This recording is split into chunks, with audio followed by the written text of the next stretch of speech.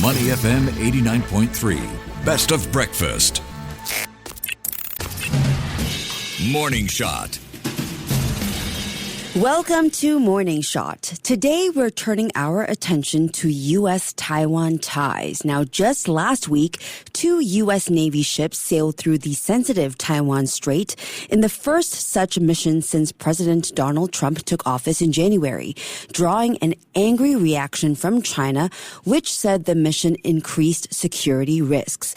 This comes just after Taiwan's signing of a new missile deal with Washington to bolster the defense of Taipei and key infrastructure against a potential attack by the People's Liberation Army. Taiwan Semiconductor Manufacturing Co, or TSMC for short, also just held its first board of directors meeting in the U.S., but did not unveil any new U.S. investments despite mounting tariff threats from Trump.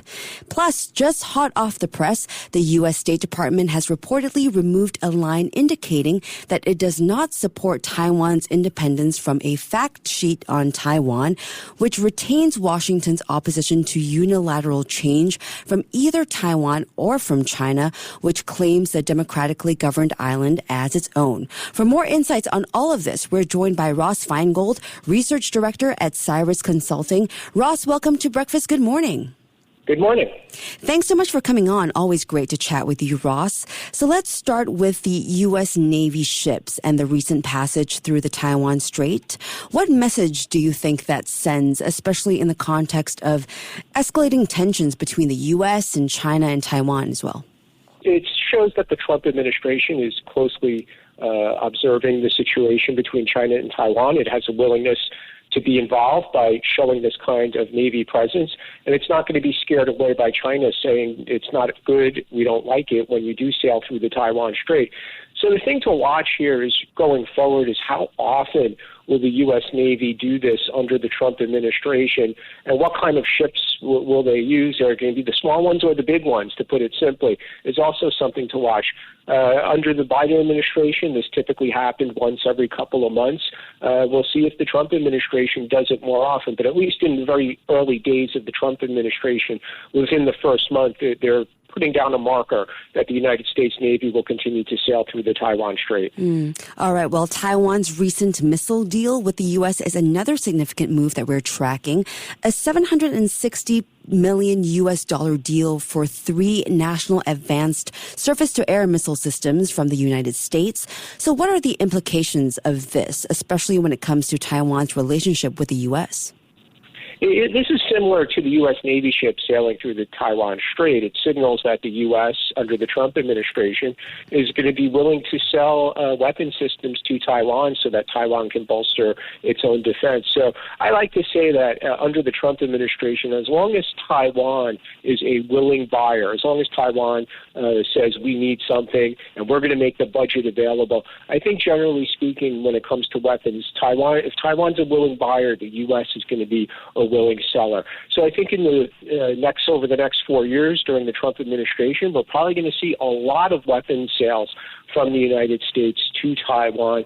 And it will, like I said, it will bolster Taiwan's defense. Is it enough to forestall a PLA invasion?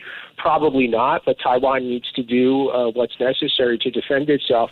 And at the moment, the United States is the only country willing to sell weapons to Taiwan. So Taiwan has a single supplier. And also, this does factor into the trade deficit. Taiwan enjoys tens of billions of dollars annual trade surplus with the United States. So to address this deficit from the United States perspective, Trump administration and President Trump himself are probably going to be very pleased to see Taiwan being a willing buyer of additional weapon systems.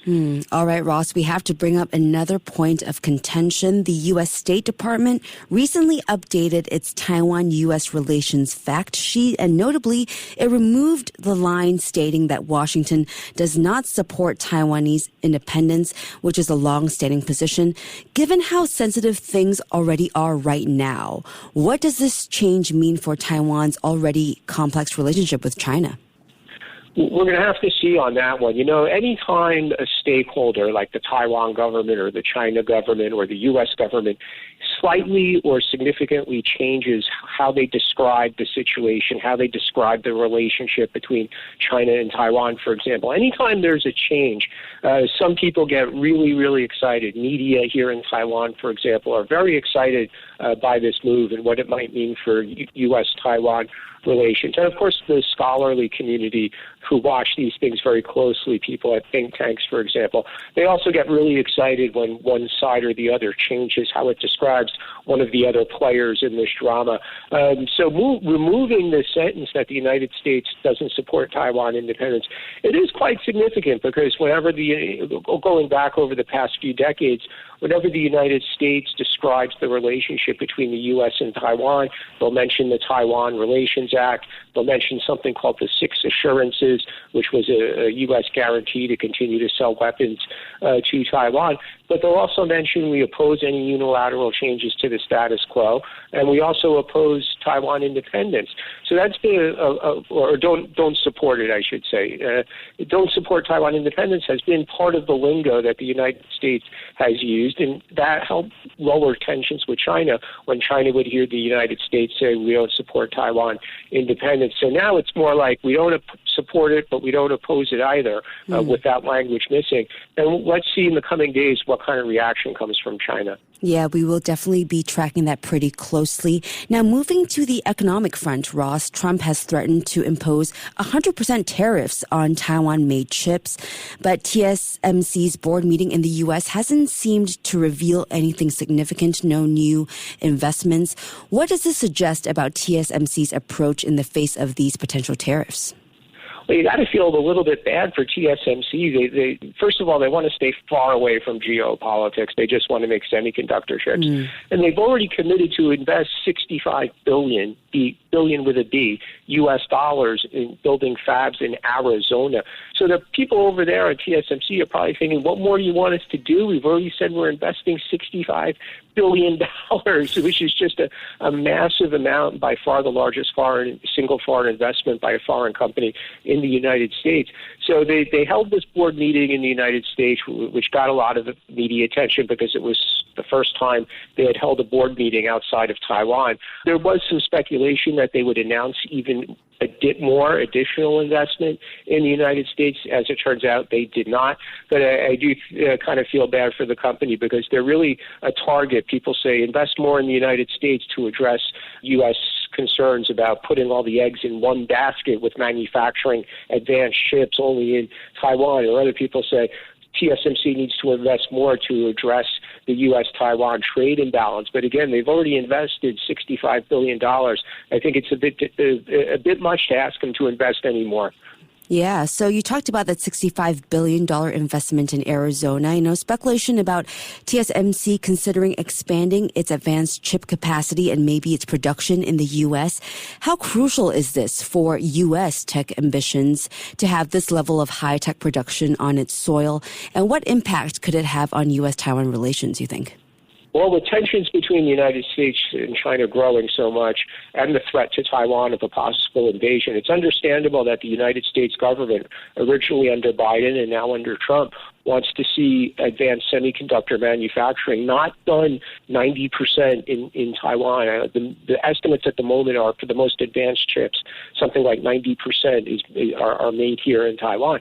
So it's understandable just from a resiliency perspective that the United States wants more of that advanced production to move to the United States. When it comes to the U.S.-Taiwan relationship, as I mentioned, there's this massive trade surplus that Taiwan enjoys with the United States, and the United States and President Trump are going to be looking at that. Although Taiwan and the U.S. have good relations, and the U.S. is the sole weapons provider to Taiwan, as I mentioned, President Trump is not going to let Taiwan get away with this huge trade imbalance. He's going to be expecting Taiwan to do something about it, and one way to address it would be more manufacturing of chips in the United States by Taiwan Semiconductor or other companies in the Taiwan tech supply chain. Yeah, Ross, we've unpacked so much today. And with all of these complex dynamics at play, finally, how should Taiwan kind of balance maintaining strong ties with the U.S., to your point, while also managing its relationship with Beijing?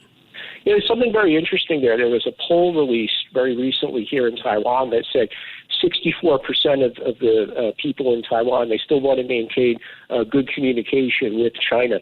So there seems to be a desire by the majority of the public here in Taiwan to have some kind of positive interaction with the government in Beijing. But the government in Beijing is simply not going to talk to the current government here in Taiwan of President William Lai. There's just no outlook for that to happen whatsoever. So I think in the near term, we're going to continue to see a lot of tension between China, Taiwan, and the United States. We'll have to watch for what gestures the United States government, the new Secretary of State, Marco Rubio, who's been a good friend of Taiwan as a U.S. Senator. We're going to have to watch what other gestures he's going to make to show U.S. support for Taiwan. They've obviously made the first few gestures that we've talked about this morning, such as the U.S. Navy ships sailing through the Taiwan Strait, weapon sales, and changing that language on the U.S. website that describes the bilateral relationship. So we'll have to see what other gestures the United States makes in the near term. All right. Well, seems like rough waters are ahead. We've been speaking with Ross Feingold, Research Director at Caerus Consulting. Thank you so much, Ross, for your insights on the evolving U.S.-Taiwan ties and the challenges and opportunities ahead. Thank you. Thank you. Stay right here with us on Money FM 89.3. To listen to more great interviews, download our podcasts at audio.sg or download the audio app. That's AWEDIO, audio at the App Store and Google Play.